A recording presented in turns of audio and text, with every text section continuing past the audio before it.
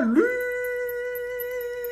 à tous, la team Well, tout même chaud pour Lyon Fan TV. Très très heureux les gones de vous retrouver pour une nouvelle vidéo. J'espère que vous allez bien, j'espère que vous avez passé un bon 1er avril, un bon lundi de Pâques. Et ce lundi de Pâques, il est exceptionnel. Pourquoi? Parce que veille de grands matchs, de gros frissons pour l'Olympique Lyonnais. Non, ce n'est pas un match de Ligue des Champions. Non, ce n'est pas un match d'Europa League. C'est une demi-finale de Coupe de France qui nous attend face à Valenciennes, dernier de Ligue 2, demain, dans un Groupama Stadium chauffé à blanc. J'y serai. Donc ça va être cool. On va ressentir des grosses ambiances et on l'espère. Tous, on croise les doigts. Tous ceux que j'ai croisés à l'entraînement hier, on s'est tous dit, on croise les doigts, ça va le faire. On va aller à Lille le 25 mai prochain en finale. Tout autre résultat qu'une qualification sera une désillusion complète. Alors bien sûr, l'équipe a aujourd'hui fait un petit article en nommant, en citant toutes les désillusions européennes et nationales de l'Olympique Lyonnais. J'espère que nous allons conjurer le sort. Je crois que la dernière fois qu'on a été en finale d'une coupe, c'était la Coupe de la Ligue face au PSG. C'était en 2020, si mes souvenirs sont bons. Eh bien là, on va y retourner, je vous le dis, peut-être face au PSG, peut-être face à Rennes. On en saura un petit peu plus mercredi. Avant toute chose, les pouces, les abonnements, pour ceux qui ne sont pas abonnés, ça fait toujours très plaisir. Je vous fais une petite vidéo parce que je ne l'ai pas faite. C'est la vidéo de la conférence de presse de Pierre Sage, de Alexandre Lacazette. Voilà, je vais vous la faire courte. La conférence de presse d'Alexandre Lacazette, c'est ça. 0-0. Et il se permet en plus, l'ami, de remettre en cause les choix de son coach. Je trouvais ça un petit peu moyen. Sur Tolisso en disant Tolisso en défense centrale, c'est pour dépanner. Hein. J'espère que le coach il va pas le mettre tout le temps en défense centrale. Et alors, il fait ce qu'il veut, Pierre Sage. C'est comme Luis Enrique qui fait sortir Mbappé. Il fait ce qu'il veut. C'est le manager, c'est le chef. Il fait ce qu'il veut. Il n'y a pas à des joueurs, que ce soit Lacazette ou autre, à faire des coups de pression par l'intermédiaire, je pense, de Tolisso d'ailleurs, de mettre des coups de pression à son coach pour le faire jouer à tel endroit ou pas à tel endroit. Stop. Bref, on revient sur cette conférence de presse. Cherki est incertain. Apparemment, il avait une gêne au mollet. Il est incertain, mais tout le monde est dispo. On est 100% tourné vers la Coupe de France. Se qualifier devant notre public, a dit Pierre Sage. Le public, j'en ai parlé hier, on a été à l'entraînement avec Giuliano. Alors, l'initiative était cool devant 2000 supporters, peut-être, un petit peu moins. Mais en y repensant, c'est décevant. Pourquoi? Parce que déjà, on avait que les remplaçants devant nous et tous n'ont pas joué le jeu ensuite des autographes. Moi, je pense qu'il aurait été plutôt cool que tous ceux qui travaillaient en salle, les titulaires, à la fin de l'entraînement, un gros clapping avec le public, ça aurait donné encore plus d'énergie. Je pense que ça a été un petit peu bâclé tout ça. Comme la première fois, on avait eu la chance d'avoir Pierre Sage qui était venu à la rencontre des supporters. Là, ça n'a pas été le cas. Je trouve ça un petit peu dommage. Donc là, il dit on doit se qualifier devant notre public. Il faudra faire un bon match et gagner. Il dit si on va en finale, c'est une belle histoire vu dans la situation dans laquelle on était. C'est vrai que qui aurait parié sur une demi-finale de Coupe de France au mois de décembre? Je pense personne parce qu'on était tous la tête dans le seau. Même nous, sur cette chaîne, on a débriefé des matchs où on était complètement catastrophés. C'était l'horreur absolue. Et puis, effectivement, si on se fie aujourd'hui, demain, 2 avril 2024, eh bien, on est en demi-finale de Coupe de France au Groupama Stadium. C'est quand même assez incroyable. Il dit que ça serait honorable et historique, effectivement. Il faut montrer surtout l'équipe qu'on est et continuer sur la même lignée, garder ce sérieux, garder cet état d'esprit selon Pierre Sage. Mais il y a une équipe qui a tout à perdre. C'est l'OL. On est favori, ultra favori. Imaginez-vous contre le dernier de Ligue 2. Imaginez un seul instant, si Valenciennes va au bout de la Coupe de France, un club de national aller en Europa League. Eh bien non, on ne doit pas, absolument pas imaginer ce scénario catastrophe. Oui, l'OL a la pression, mais l'OL est à domicile. Et l'OL devra avoir du mental, forcément. Il dit, c'est sûr, c'est un match à pression.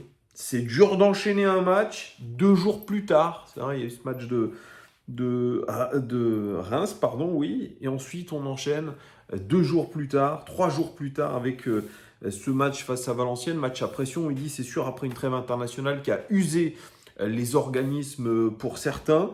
Il dit, on va s'appuyer sur ce qu'on sait faire. Aller atteindre nos objectifs. C'est là la priorité de Pierre Sage. Il ne faut pas tomber dans le travers d'un match facile. Oui, te dire, ah bah tiens, c'est Valenciennes, tranquille, on est à domicile, ça va passer. Même nous, en tant que supporters, on se le dit, putain, mais c'est pas possible, on ne peut pas passer à travers. Demain, je serais curieux de voir la cote de Valenciennes à côté match ou à tous ces organismes de paris sportifs, BetClick, etc. Je ne fais aucune pub pour personne, évidemment. Mais forcément, la cote, elle va être incroyable. La cote de l'OL, elle devrait être un 10, un 5. Ce que cela veut dire qu'on est hyper favori.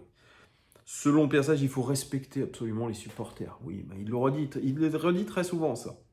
Il faudra s'appuyer aussi sur le capital énergie que nous avons emmagasiné depuis des semaines, depuis des mois. On a obtenu le maintien. Il n'y a pas de souci, il va rester quelques points à les prendre à droite, à gauche. Mais le maintien, il est assuré. On l'a assuré. Il faudra continuer, par contre, à être ambitieux. C'est Pierre Sage qui le dit aussi. Ambitieux et être sérieux, prendre aussi du plaisir. Demain, quelle va être la configuration de jeu de la part de Valenciennes? Probablement, les amis, un bloc bas. Et là, les solutions, elles sont pas, il n'y en a pas 150 000. Combiné dans les petits espaces. Performance sur coup de pied arrêté et marquage préventif pour gérer les possibles contre-attaques adverses. Pierre Sage, il dit qu'il a déjà un plan en tête. Il va décider selon l'attitude des joueurs à l'entraînement, et c'était avant l'entraînement de dimanche qu'on a vu.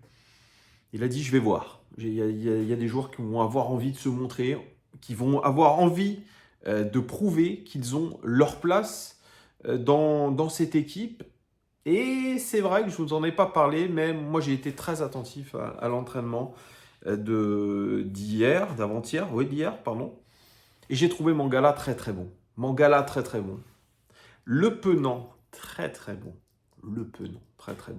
Et il y en a un autre qui a impressionné, c'est le jeune Diawara. 3 milieux de terrain, sachant qu'on a déjà Matic, on a Tolisso qui prétendent aussi à quelque chose, on a Cacré.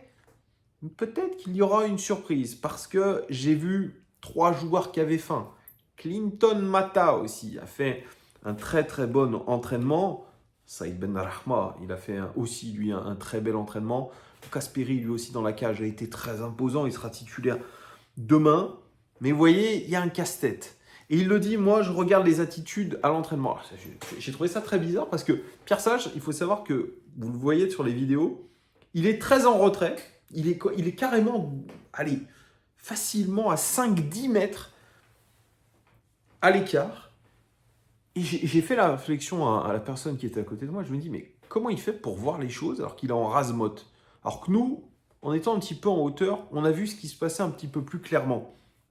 Et clairement, il le dit, Pierre Sage, moi je regarde les entraînements, et par exemple, il donne le cas de Tolisso. Il dit, Tolisso, il a montré à l'entraînement, je pense pendant la trêve internationale, qu'il avait envie absolument de jouer ce match contre Reims. Il a mis tous les ingrédients. Il a dit, en gros, j'avais pas d'autre choix que de le faire jouer. Je pouvais pas le faire jouer au milieu de terrain. Et je me suis dit, je vais le faire jouer en défense centrale, comme j'avais fait contre Marseille.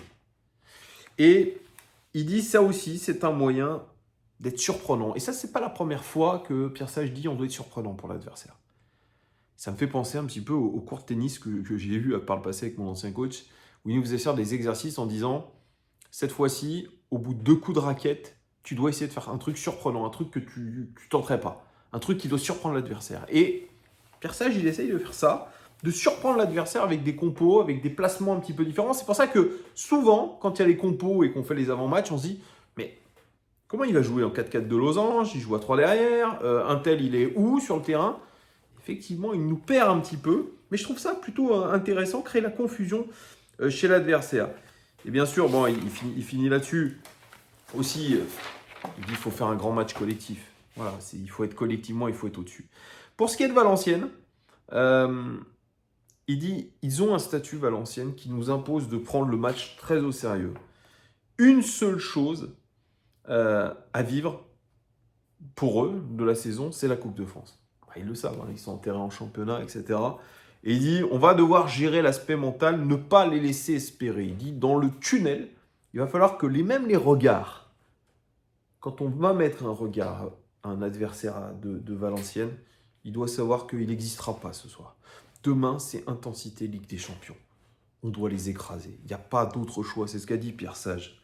On doit les écraser. Puis, il a fini sur Perry et Lopez. Il a dit, franchement, ils s'entendent bien, ils se tirent vers le haut, ils parlent en portugais tous les deux, tout se passe bien. Voilà, Perry, demain, il sera titulaire. Mais il ne faut pas mettre de côté Anthony Lopez qui sort l'un des arrêts de l'année. Parce que l'arrêt qu'il fait à la 89e minute, il est magnifique. Bref, demain, les amis, j'ai déjà hâte d'y être. Ça me donne la chair de poule. Ça, c'est des matchs où on va sentir de la tension, mais de la tension positive. Je ne serai pas sur Lyon Live TV, ce sera mes copains qui vont faire tout ça, avec notamment Étienne. J'essaierai de faire 2-3 apparitions, mais moi, je vous ferai un vlog pour vous montrer un petit peu l'ambiance qu'il y aura eu. Merci de votre fidélité. Des pouces, des pouces, des pouces, des pouces, des pouces, des pouces, pouces, pouces, pouces. Abonnez-vous pour ceux qui ne sont pas abonnés. Je vous fais des bisous. Merci de votre fidélité. Ciao.